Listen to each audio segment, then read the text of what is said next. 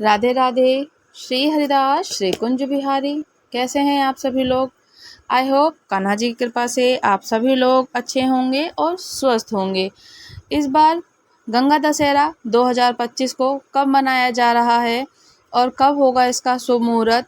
कथा क्या होगी? गंगा अवतरण की कथा क्या है? क्या सरल पूजा विधि है? क्या दान करें? क्या महा उपाय करें कि जिससे हमें और गंगा स्नान का करने से जो कि पुण्य फल की और अक्षय फल की प्राप्ति हो। तो इस बार 5 जून 2025 को गंगा का स्नान गंगा दशहरा के नाम से जाना जाता है और ज्येष्ठ मास के शुक्ल पक्ष की 10वीं तिथि को गंगा दशहरा का पावन पर्व मनाया जाएगा। और इस दिन शुभ मुहूर्त में स्नान, दान, पूजन करने से व्यक्ति के सभी पापों से मुक्ति हो जाती है। जो कि 5 जून को गंगा दशहरा हर साल जैसे कि ज्येष्ठ मास के शुक्ल पक्ष की 10वीं तिथि को गंगा दशहरा के रूप में ही माना जाता है। और ब्रह्म पुराण और वाराह पुराण के अनुसार ज्येष्ठ मास के 10वीं तिथि को हस्त नक्षत्र में कर और गर कर्ण, वृषभ और सूर्य कन्या के चंद्रमा में गंगा धरती पर अवतीर्ण हुई थी। और सप्तमी को स्वर्ग से आने के बाद उनका वेग इतना तेज हो गया था कि वेग को थामने के लिए भगवान शिव जी ने अपनी जटाओं में माँ गंगा को धारण किया, जिसके बाद ज्येष्ठ महीने की 10वीं को जटाओं में से पृथ्वी पर अवतरित किया। और इस मुहूर्त में स्नान, दान, मंत्र जाप का पूर्ण शुभ फल प्राप्त होता है। स्नान का दान जो किया जाए तो शुभ मुहूर्त कब है? 5 जून को गंगा दशहरा जो कि गुरुवार को भोर में 3:35 पर हस्त नक्षत्र सर्वथा सिद्ध योग और सिद्धि योग में ही होगा। 10वीं तिथि 4 जून की रात्रि को 11:54 से लेकर 5 जून की रात्रि 2:16 तक रहेगी। और 5 जून को पूरे दिन श्रद्धालु भक्तजन दिन भर स्नान का पुण्य प्राप्त कर सकते हैं। 5 जून को गंगा दशहरा का स्नान किया जाएगा और जो कि गुरुवार को 3:35 से लेकर सुबह के 5:24 तक रहेगा। और साथ ही साथ में पुण्य जो सुबह होगी जो कि शुभ फलदायक और अच्छा फल प्राप्त करने का जो समय है, शुभ मुहूर्त है 9:13 तक गंगा स्नान का जो शुभ फलदायी रहेगा। मंत्र करना है जो कि ठाकुर जी को, श्री हरि जी को, गंगा जी का मंत्र उच्चारण करके गंगा जी में स्नान करें। मंत्र पूजा के समय ओम नमः शिवाय, नारायण दशहराय, गंगाए नमो नमः मंत्र का जाप करते रहना है। और जो हमें गंगा दशहरा पर गंगा के तट पर गंगा स्नान के बाद जो उपाय करना है, गंगा स्नान के बाद गंगा तट पर श्रद्धा पूर्वक चौपाई गंग सकल मुंद मंगल मूला और सब सुख करनी हरनी सब सुलह से अधिक जाप करने से इच्छा पूर्ति होती है। भविष्य पुराण के अनुसार गंगा दशहरा का शुभ मुहूर्त में गंगा जल में स्थित होकर गंगा स्तोत्रम का 10 बार पाठ करना और माँ गंगा का पूजन करने वाले व्यक्ति को पापों से मुक्त होकर समस्त इच्छाओं की पूर्ति कर लेते हैं। और जो हमें गंगा जी का स्नान करने के बाद गंगा जी को जब जाएं तो हम क्या पूजन की सामग्रियां लेकर के जाएं तो हमें जो कि पूर्ण रूप से अक्षय पुण्य फल की प्राप्ति हो। तो पूजा की सामग्रियों को आप लोग जान लीजिए या फिर नोट कर लीजिए, तो अपने साथ लेकर के जाएं तो और शुभकारक फल होता है स्नान का, दान करना और पूजन करना। मान्यता है कि गंगा दशहरा के दिन माँ गंगा का पूजन समस्त सामग्रियों की जैसे कि 10 की संख्या में ही चढ़ाना चाहिए, क्योंकि 10वीं तिथि को होता है तो इसीलिए हम उनको 10-10 जो भी सामग्रियां हो, तो जैसे कि मान लीजिए 10 पुष्प हों, 10 पान के पत्ते, 10 लौंग, 10 इलायची, 10 फल हों, 10 मिठाई हो और 10 दीपक हो। साथ ही 10 ब्राह्मणों को यथाशक्ति दान अवश्य देना चाहिए। यथाशक्ति आपकी जो भी सामर्थ्यता हो, 10 रुपये, 20 रुपये, 5 रुपये, जो भी आपकी सामर्थ्यता हो, जो आपकी इच्छा हो, आप अपनी इच्छा के और सामर्थ्य के अनुसार ब्राह्मणों को दान अवश्य करें।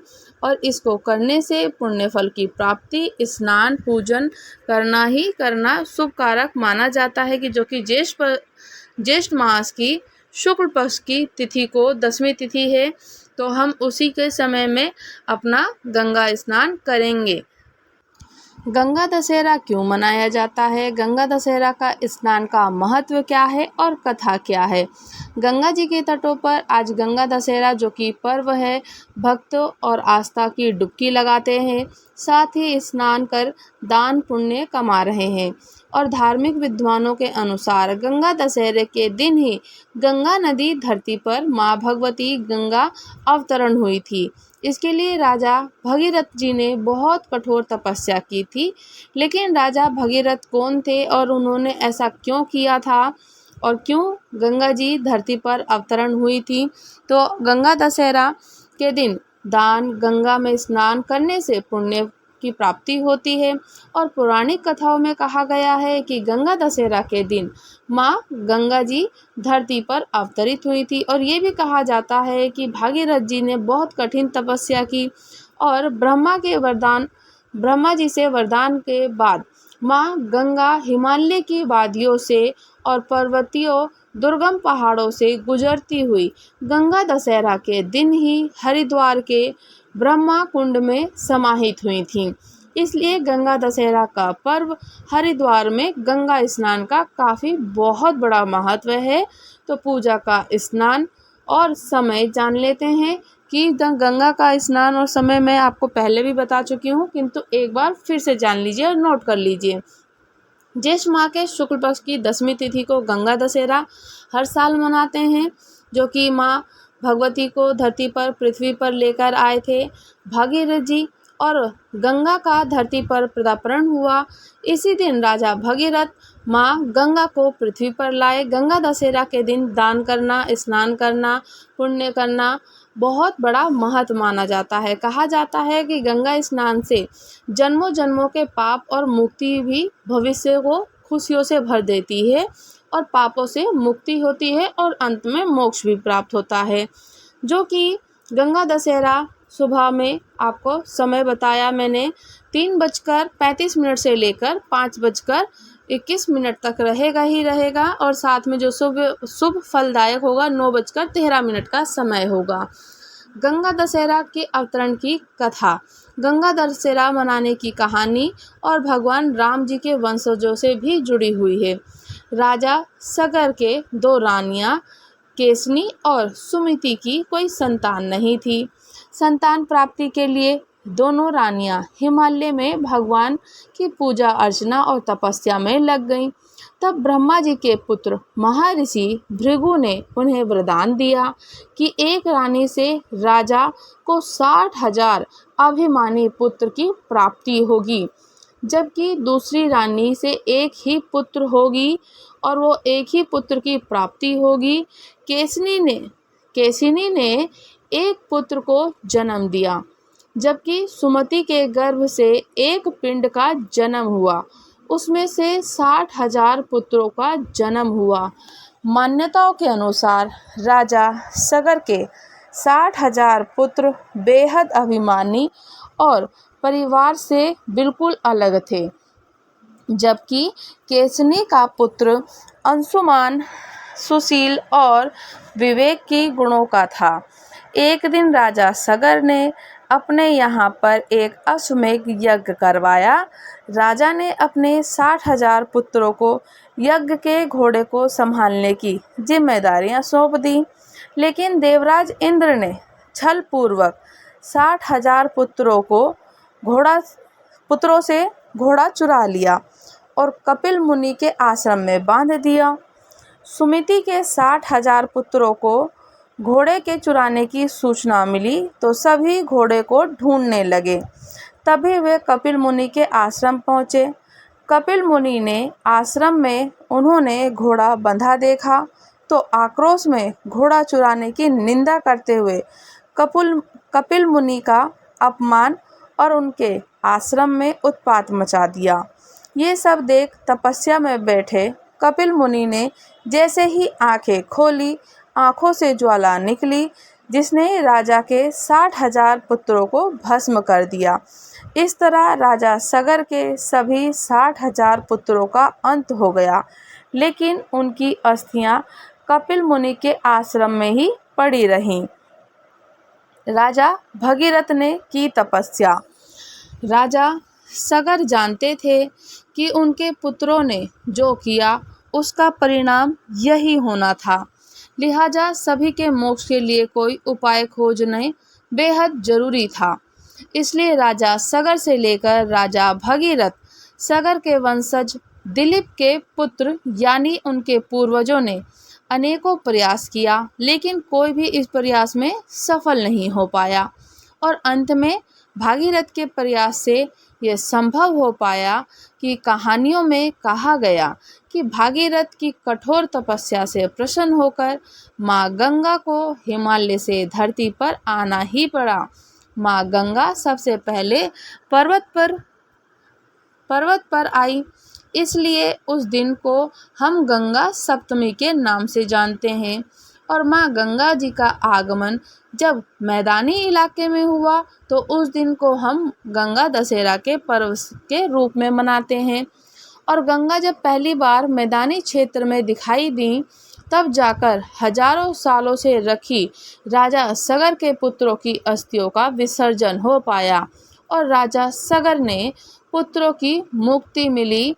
यही कारण के आज भी देश के कोने कोने से लोग अस्थि विसर्जन कर्मकांड करने के लिए हरिद्वार जाते हैं और मैदान में आकर गंगा बनती है नदी।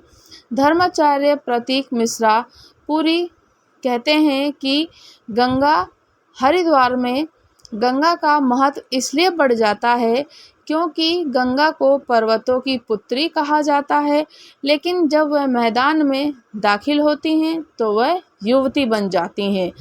इसलिए हरिद्वार में माँ गंगा का महत्व और बढ़ जाता है और यहाँ पर आने वाले श्रद्धालु गंगा नदी में आस्था की डुबकी लगाते हैं और दान पुण्य करते हैं। तो ये थी हमारी गंगा दशहरा की गंगा दशहरा क्यों मनाया जाता है और गंगा में क्यों डुबकी लगाई जाती है। तो हम सब की जो पुण्य जो पाप होते हैं वो हम लोग पापों को मोक्ष की प्राप्ति से और साथ ही साथ में अपने जितने भी हमने शुभ कार्य किए होते हैं उनको पुण्य फल की अर्जित करने के लिए। तो हम लोगों को इस बार 5 जून 2025 को गंगा दशहरा का पर्व मनाया जाएगा। जो भक्त जो श्रद्धालु जाना चाहते हैं तो गंगा जी ज़रूर जाएं, स्नान करें। स्नान करके पूजन का सारा सामग्री जैसे कि 10 फूल, 10 लौंग, 10 इलायची, 10 पत्ते, 10 हर चीज़ लेके जानी है। फल हो, मिठाई हो, तो ये सारी सामग्री एकत्रित करके 10 दीपक लेकर जाएं।